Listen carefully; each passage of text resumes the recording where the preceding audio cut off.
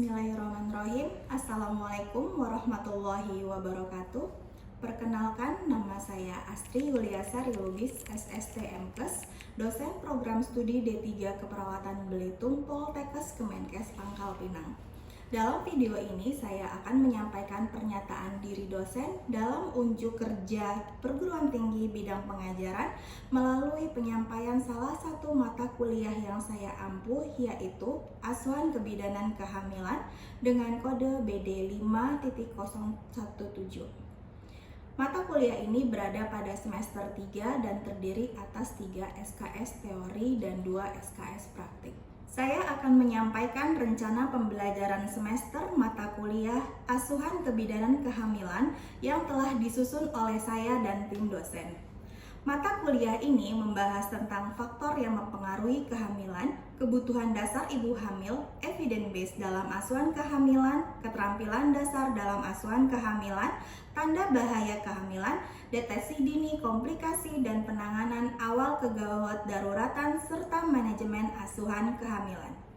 Pada akhir perkuliahan diharapkan mahasiswa mampu: yang pertama, menjelaskan konsep dasar asuhan kehamilan; kedua, mengidentifikasi tanda-tanda kehamilan; ketiga, menjelaskan faktor-faktor yang mempengaruhi kehamilan; keempat, menjelaskan ketidaknyamanan dalam kehamilan; kelima, menyebutkan kebutuhan dasar ibu hamil; keenam, menjelaskan tentang pasien safety dan pencegahan infeksi dalam asuhan kehamilan; ketujuh, memahami evidence based dalam asuhan kehamilan. Yang kedelapan, melaksanakan asuhan kebidanan kunjungan awal dan ulang. 9. Pemeriksaan laboratorium dan penunjang lainnya dalam kehamilan. Ke-10, mampu melakukan deteksi dini terhadap komplikasi atau penyulit ibu dan janin di wilayah kepulauan. 11. Mampu menjelaskan tentang penata laksanaan kegawat daruratan maternal pada masa kehamilan di wilayah kepulauan. 12. Mampu melakukan pendokumentasian asuhan kehamilan. Terkait dengan bahan kajian, terdapat 12 bahan kajian pada mata kuliah Asuhan Kebidanan Kehamilan, meliputi: yang pertama, konsep dasar asuhan kehamilan; kedua, tanda-tanda kehamilan; 3. Faktor-faktor yang mempengaruhi kehamilan; 4. Ketidaknyamanan dalam kehamilan; 5. Kebutuhan dasar ibu hamil; 6. Pasien safety dan pencegahan infeksi dalam asuhan kehamilan; 7. Evidence based dalam asuhan kehamilan; 8. Asuhan kehamilan kunjungan awal dan ulang; 9. Pemeriksaan laboratorium dan penunjang lainnya dalam kehamilan. 10. Deteksi dini komplikasi terhadap komplikasi atau penyulit ibu dan janin serta tanda bahaya kehamilan di wilayah kepulauan. 11. Penata laksanaan kegawat daruratan maternal pada masa kehamilan di wilayah kepulauan. 12. Pendokumentasian asuhan kehamilan. Adapun untuk referensi yang kami gunakan terdiri dari referensi utama dan referensi pendukung. Referensi utama didapatkan dari buku Anatomi dan Fisiologi for Midwives tahun 2020. Yang kedua, Lancement Medical Embryology South Asian Edition tahun 2019. Peraturan Menteri Kesehatan Republik Indonesia Nomor 21 Tahun 2021 tentang penyelenggaraan pelayanan kesehatan masa sebelum hamil, masa hamil, persalinan, dan masa sesudah melahirkan, pelayanan kontrasepsi dan pelayanan kesehatan seksual. Peraturan Menteri Kesehatan Nomor 320 Tahun 2020 tentang standar profesi bidan. Undang-Undang Nomor 17 Tahun 2023 tentang Kesehatan. Buku Ilmu Kebidanan Sarwono Prawiro Harjo edisi keempat tahun 2016. Adapun referensi pendukung kami menggunakan beberapa buku dan artikel jurnal hasil penelitian dan pengamas yang telah dilakukan oleh dosen Poltekkes Kemenkes Pangkal Pinang.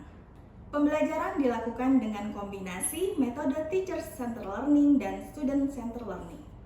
Untuk teacher-centered learning, kami laksanakan melalui penyajian materi oleh dosen menggunakan PowerPoint presentation atau PPT, dan dosen juga mengunggah materi pada sistem informasi pembelajaran Poltekkes Kemenkes Pangkal Pinang untuk mempermudah mahasiswa dalam mengakses materi yang diberikan. Sebagian pokok bahasan juga menggunakan metode student-centered learning. Pada metode ini, dosen akan mengarahkan, mendorong, dan memfasilitasi mahasiswa untuk mendapatkan, mencari, menemukan, memahami, dan menjelaskan mengenai berbagai konsep dalam mata kuliah. Untuk student-centered learning, kami melakukan dua metode. Yang pertama, small group discussion atau SGD. Kelas akan dibagi menjadi kelompok kecil berisi 4-5 mahasiswa untuk setiap kelompoknya. Pada setiap kelompok akan diminta untuk mendiskusikan materi yang diberikan oleh dosen atau materi yang diperoleh sendiri oleh kelompok tersebut. Setiap kelompok mendapat kesempatan secara acak untuk menyampaikan hasil dalam diskusi kelas. Terdapat sesi tanya jawab yang diikuti seluruh peserta diskusi. Pada akhir diskusi, dosen akan memberikan klarifikasi dan penguatan pada materi yang dibahas dalam diskusi. Sebagai contoh, untuk topik yang ke-11 menggunakan metode small group discussion. Pada mata kuliah asuhan kebidanan kehamilan ini, bentuk problem-based learning diberikan dosen melalui topik penugasan mahasiswa dalam topik asuhan kehamilan kunjungan ulang. Pada setiap akhir sesi pertemuan diadakan kuis untuk mengetahui pemahaman mahasiswa terhadap materi yang diselenggarakan. Secara rinci, aspek-aspek yang akan dinilai untuk menentukan nilai akhir dalam perkuliahan asuhan kebidanan kehamilan yaitu ujian tengah semester 20%, ujian akhir semester sebesar 20%, penugasan dan kuis sebesar 20%, serta praktikum 30%, soft skill 10%. Dan total pertemuan adalah 14 kali pertemuan tatap muka ditambah 1 kali pertemuan ujian tengah semester dan 1 kali pertemuan ujian akhir semester. Berikut saya sampaikan video proses pembelajaran. Selamat menyaksikan. Assalamualaikum warahmatullahi wabarakatuh. Waalaikumsalam warahmatullahi wabarakatuh. Apa kabar semuanya hari ini? Alhamdulillah baik. Baik, ketemu lagi dengan saya dengan mata kuliah asuhan kehamilan. Baik, sebelum kita memulai pelajaran kita hari ini, baiknya kita berdoa terlebih dahulu. Silakan dipimpin untuk berdoa. Baik teman-teman, sebelum memulai perkuliahan pada pagi hari ini, ada baiknya kita berdoa menurut agama dan kepercayaan masing-masing. Berdoa mulai. Selesai. Baik, alhamdulillah, alamin. Semoga perkuliahan kita hari ini berjalan lancar dan kalian bisa memahami dengan mudah apa yang akan saya sampaikan. Amin. Baik semuanya, sesuai dengan RPS pertemuan ke-11 kita hari ini akan membahas mengenai asuhan kehamilan kunjungan ulang. Di pertemuan ini nanti akan saya sampaikan dulu materinya, kemudian kalau kalian ada pertanyaan boleh tanya jawab. Setelah itu kita lanjutkan dengan small group discussion. Kita bagi beberapa kelompok, kemudian berdiskusi, saling tanya jawab. Di situ nanti saya pun akan sampaikan klarifikasi apa yang kalian tanyakan di forum diskusi itu. Begitu. Nah, setelah diskusi kita akan adakan kuis di akhir pembelajaran hari ini.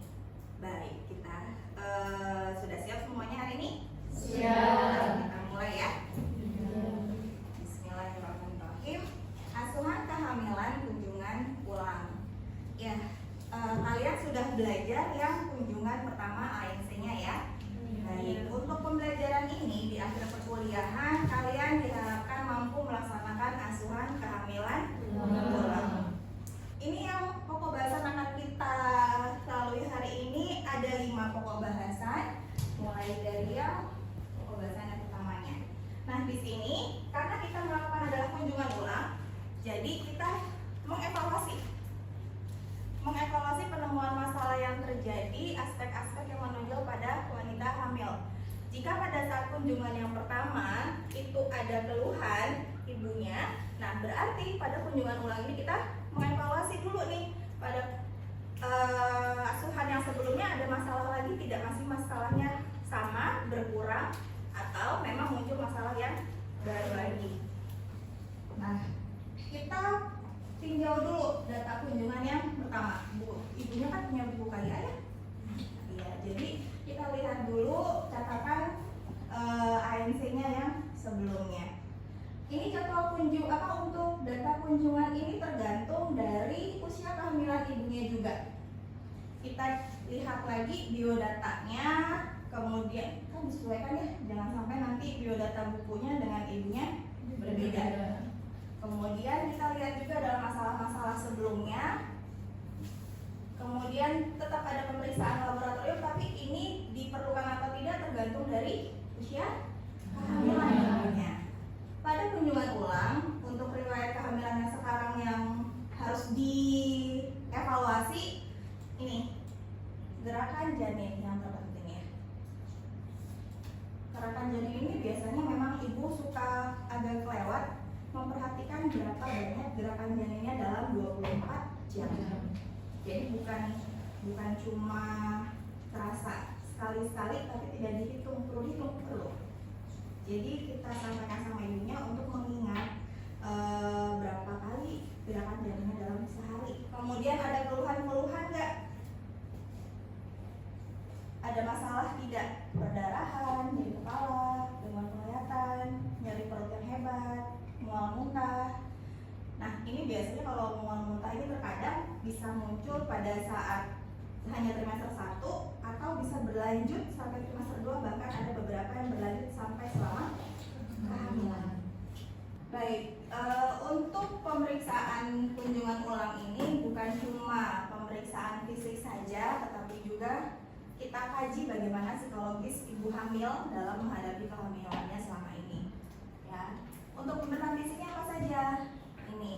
Ini biasanya dilakukan jika usia kehamilannya sudah di atas 20 minggu. Ya, jadi sudah terdengar denyut jantung janin. Kemudian kita lihat apa lagi? Di sini ukuran janin. Kemudian ukuran janin ini berarti perkiraan besar janin atau taksiran besar janin. Kita menghitungnya menggunakan apa? Iya, rumus Mendel. Ini kita tahu dari setelah pemeriksaan tinggi fundus udari. Lalu kita bisa hitung nih caranya apa dengan rumusnya TFU ini dalam senti ya. Kemudian dikurangi N dikali 155. Nah satuannya nanti hasilnya adalah gram. Taksiran berat janin itu bukan kilo. Ya. Kemudian di sini dikurangnya ini N-nya ini adalah 11 atau 12. Kalau memang kepalanya itu belum masuk PAP, itu dikurangi 12. Iya. Kalau sudah masuk PAP, dikurangi 11. Nah, untuk letak ini juga nanti kita dapatkan dari pemeriksaan Leopold. Ini pemeriksaan Leopold. Nah, di kunjungan awal juga ada pemeriksaan Leopold tidak? Ya enggak, kan kalau pemeriksaan awal kan biasanya ibu masih trimester 1. Jadi ini sudah lebih dari 22 minggu baru bisa dilakukan Leopold. Kalau pada kunjungan pertama itu hanya teraba Bannerman. Jadi Leopold 1, 2, 3, 4, terutama 1, 2, 3 ya, ini dilakukan lengkap pada saat usia kehamilan lebih dari 22 minggu. Nah, untuk menentukan kelainan letak itu adalah pada usia kehamilan sebelum 36 minggu. Kemudian untuk menentukan bahwa gemeli atau tidak, kembar atau tidak, itu usia kehamilan 28 minggu. Begitu. Nah, ada yang mau ditanyakan? Izin bertanya Ibu. Silakan Jessica. Baik Ibu, kapan waktu pemeriksaan Leopold 4 Ibu? Ya, pertanyaan yang bagus ya. Leopold 4. Leopold 4 ini ada syarat kondisi dilakukannya. Tidak seperti pada Leopold 1, 2, 3 itu dilakukan rutin selama setiap kunjungan pemeriksaan ANC-nya. Leopold 4 ini dilakukan ketika syaratnya terpenuhi, yaitu pada saat Leopold 3 di sini bagian terbawah janin itu sudah masuk ke pintu atas panggul atau PAP. Caranya apa? Diperiksa. Kalau dianya dengan digoyang ya. Kalau dengan digoyang ini ternyata masih bisa bergerak, Artinya Belum iya, berarti belum masuk PAP bagian terbawah janin itu. Jadi kalau dianya sudah tidak bisa digerakkan lagi, artinya Sudah masuk PAP. Nah, sudah masuk PAP, baru kita lakukan pemeriksaan Leopold 4. Leopold 4 ini adalah untuk mengetahui seberapa jauh masuknya bagian terbawah janin itu di dalam panggul. Begitu. Cukup jelas, Jessica?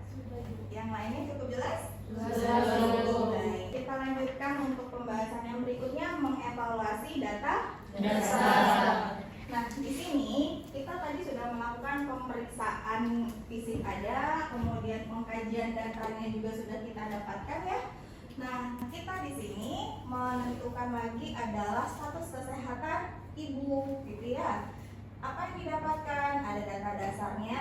Ini adalah untuk mempertimbangkan terbentuknya diagnosis kehamilan dan apa asuhan yang bisa kita berikan sesuai data yang kita dapatkan pada saat pengkajian data anamnesis dan juga pemeriksaan fisik. Begitu. Kita lanjut. Nah, di kunjungan ulang ini juga kita mengevaluasi keefektifan manajemen atau asuhan yang sudah kita berikan. Seperti tadi yang awal pembukaan saya sampaikan bahwa ini adalah kunjungan ulang, kita mengevaluasi nih asuhan dari pertemuan atau ANC ibu yang sebelumnya, apakah ada yang masih kurang nyaman yang dirasakan ibu pada kehamilan ini, atau sudah berkurang, atau mungkin sudah hilang tetapi muncul masalah yang baru begitu. Jadi ini yang perlu kita tanyakan kepada ibu begitu. Nah, berikutnya apalagi pada saat kunjungan ulang ini kita mengkaji data fokus apa saja. Ini yang kita kaji. Ada riwayat, ada deteksi ketidaknyamanan, kemudian ada pemeriksaan fisik, pemeriksaan laboratorium. Nah, ini riwayat yang kita tanyakan selain tadi ada gerakan janin ya, dalam 24 jam terakhir, juga kita menanyakan kekhawatiran ibu, beban psikologis ibu ya pada ibu hamil. Nah, ibu hamil di sini akan mengalami perubahan psikologis gitu. Terutama pada trimester 3, ibu lebih merasa khawatir tentang dirinya maupun tentang janinnya. Nah, setelah tadi kita mengkaji apa yang ibu rasakan dari rasa khawatirnya, kita tanyakan juga nih keluhan yang dirasakan oleh ibu. Nah, di sini ada ketidaknyamanan, kemudian ada masalah ataupun tentang rencana persalinan ibunya. Ini adalah untuk trimester 3 ya, kalau rencana persalinan begitu. Nah, di sini kita sebagai bidan juga memerlukan tinjau kembali nih catatan ibu. Kalau mau persiapan persalin itu, kita tetap mengkajinya setiap kunjungan ulang pada trimester akhir. Tetapi bukan semuanya yang kita evaluasi. Jadi misalkan pada saat kehamilan 28 minggu kita sudah mulai tanyakan, ibu bagaimana persiapan persalinan? Kita sampaikan apa saja yang harus disiapkan, gitu ya. Jadi ibunya sudah tahu apa yang harus disiapkan untuk ibu, janinnya, bayinya nanti ketika lahir, ataupun keluarga atau suami yang mendampingi. Nah, pada kunjungan yang berikutnya lagi kita evaluasi, bukan sebanyak itu lagi. Ibu bagaimana persiapan persalinannya yang sudah ibu siapkan apa? Biarkan ibu bercerita, kemudian kita evaluasi. Oh iya, yang belum ibu siapkan ini ya bu. Begitu. Jadi pada saat awal trimester 3 kita menyampaikan apa yang harus disiapkan. Pada saat kunjungan yang berikutnya kita bukan lagi menyampaikan kepada ibu apa yang harus dipersiapkan, tetapi kita mengevaluasi, begitu ya.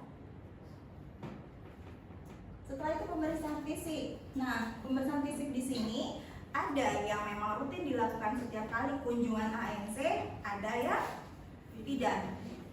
Yang rutin dilakukan pada saat setiap kunjungan ulang itu adalah pemeriksaan tekanan darah, penimbangan berat badan, kemudian Leopold, kemudian DJJ, ekstremitas kaki dan tangan. Ini untuk tahu nih ada bengkak kakinya atau tidak.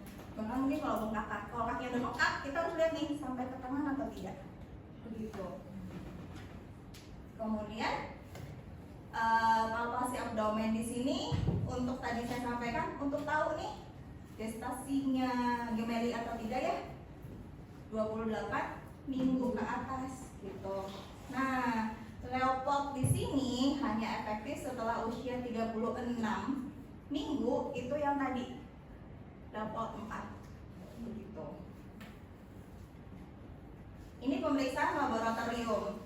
Jadi pada saat pemeriksaan laboratorium pada trimester 1 sudah ada nih. Pada saat trimester 3 dilakukan lagi pemeriksaan lab ulangnya. Protein urin, glukosa urin. Ini yang paling penting. Dan HB-nya untuk tahu ibunya anemia atau tidak. Baik, dari yang evaluasi data fokus tadi, saya mau bertanya, apa saja ketidaknyamanan pada ibu hamil trimester 3? Siapa yang bisa menjawab? Oke, Kak. Pada trimester 3, ketidaknyamanan pada ibu hamil itu ada pigmentasi, nyeri punggung, terus sering BAK, odema, dan masih banyak lagi. Ya, jadi itu tadi semua yang tadi Kaisa sebutkan, itu ketidaknyamanan pada ibu hamil trimester 3. Itu yang harus kita evaluasi setiap pertemuan. Jangan cuma bertanya, ibu ada masalah nggak? Ibu ada keluhan tidak?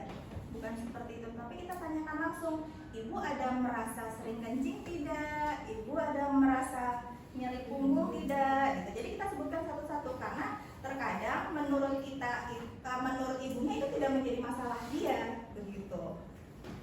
Baik, kita lanjutkan topik yang terakhir nih ya, mengembangkan rencana sesuai dengan kebutuhan dan perkembangan kehamilan.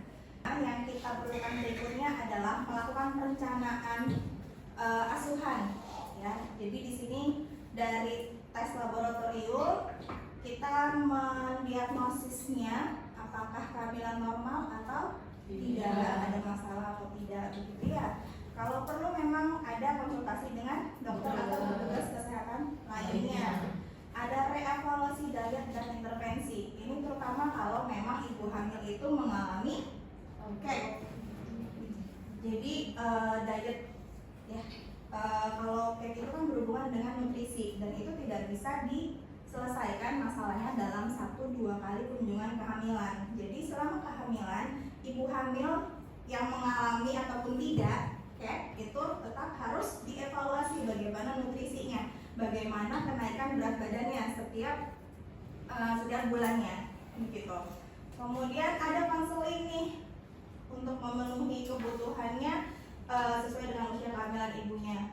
Pengobatan untuk ketidaknyamanan, misal ibunya mual muntah, kita berikan ada B6 itu, atau pada saat trimester 3 itu kita memberikan ibunya adalah kalsium dan memberikan tablet Fe selama kehamilan berapa banyak?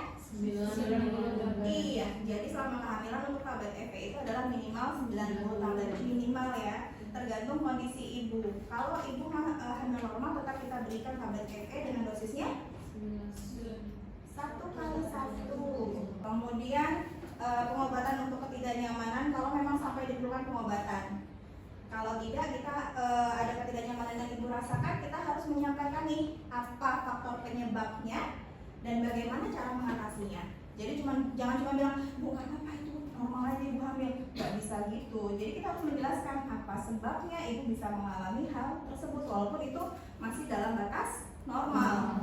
Dan bagaimana cara mengatasinya? Cara mengatasi ini kita sampaikan adalah yang memang secara alaminya dulu tanpa pengobatan, dan sampai kalau perlu ada pengobatan jika memang jadi masalah. Lanjut di sini tadi sampaikan ya kalau ada komplikasi kecil nih. Kemudian apa kita jadwalkan lagi untuk kunjungan ulang berikutnya sesuai dengan usia kehamilan ibu. Kalau memang ibunya di bawah 36 minggu berarti masih sebulan sekali ibunya ya. Ya, jadi kalau sudah masuk yang 36 minggu itu ibunya sudah 2 minggu sekali untuk kunjungan ulang berikutnya. Baik, dari sini ada yang mau ditanyakan? Cukup jelas semuanya ya. Oke, kalau gitu ini slide-nya sudah selesai nih. Kita lanjut lagi nih ke diskusi. Kita siapkan semua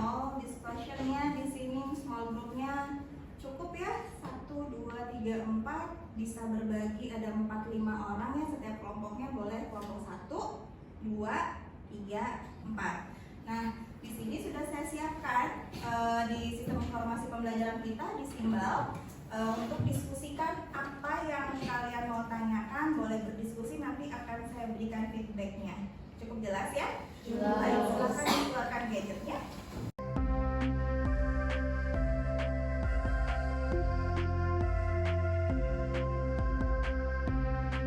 Baik, semuanya sudah selesai diskusinya? Sudah. Ya, tadi sudah saya tanggapi juga, sudah jelas sepertinya kaliannya sudah bisa tanya jawab juga diskusi itu. Terima kasih. Kita lanjutkan nih yang terakhir, seperti biasa di akhir pertemuan kita akan melakukan evaluasi dengan Kuis. ya, kartu kuis. Yeay. Ya, sistem pembelajarannya, simbalnya. Di situ saya siapkan 5 pertanyaan. Jadi waktu kalian 5 menit saja untuk menjawab soal. Persilakan. Oke, sudah selesai ya mengerjakan kuisnya? Sudah. Ya, kita bahas ya dari soal tadi. Ini ada pertanyaannya tadi ya, soalnya. Seorang perempuan berumur 28 tahun, G2B1A0, hamil 20 minggu, datang ke PMB untuk kunjungan ulang. Hasil pemeriksaannya, tekanan darah 110/70 mm air raksa, suhunya 36,6 derajat Celcius, nadinya 78 kali per menit, dengan pernapasannya 16 kali per menit. TFU 2 jari di bawah pusat, berteman positif, DJJ 135 kali per menit. Bidan akan melakukan pengukuran tinggi fundus uteri. Pertanyaannya, apakah cara ukuran digunakan pada kasus tersebut? C.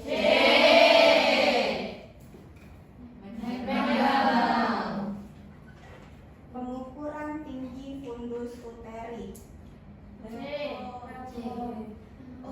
Oh, Leo. Siapa tadi yang jawabnya salah? Oke.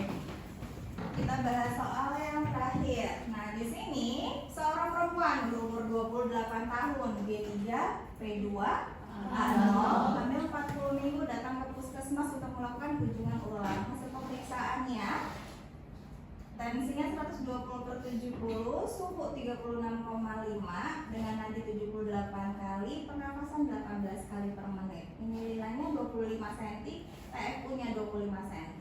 Di fundus raba lunak bulat tidak melenting, punggung kanan bagian rendah sudah masuk PAP, DJJ-nya positif 148 kali per menit. Pendidikan kesehatan apa yang diberikan pada kasus tersebut? Benar, menjelaskan Tanda-tanda persalinan dan persiapan persalinan. Kenapa? Dilihat persiapan Kehamilannya. Oke, udah benar semua ya, sudah paham semua. Baik semuanya, tadi kita sudah lakukan evaluasi, kuisnya sudah selesai. Masih ada yang mau ditanyakan? Cukup. Baik, kita sudahi untuk pembelajaran kita hari ini. Semoga bermanfaat, kalian bisa paham. Sebelum kita tutup, boleh dipimpin untuk berdoa untuk mengakhiri pertemuan kita. Baik teman-teman, untuk mengakhiri perkuliahan hari ini ada baiknya kita berdoa menurut agama dan kepercayaan masing-masing. Berdoa mulai. Selesai. Baik, terima kasih semuanya. Sampai jumpa lagi di pertemuan berikutnya. Saya akhiri, selamat pagi. Wassalamualaikum warahmatullahi wabarakatuh. Waalaikumsalam warahmatullahi wabarakatuh. Terima kasih Ibu. Sama. Demikian tadi video pembelajaran yang saya lakukan secara tatap muka. Semoga video yang saya sampaikan dapat bermanfaat bagi kita semua. Akhir kata saya ucapkan terima kasih. Salam sehat. Saya Astri Yuliasari Lubis SST MKes. Wassalamualaikum warahmatullahi wabarakatuh.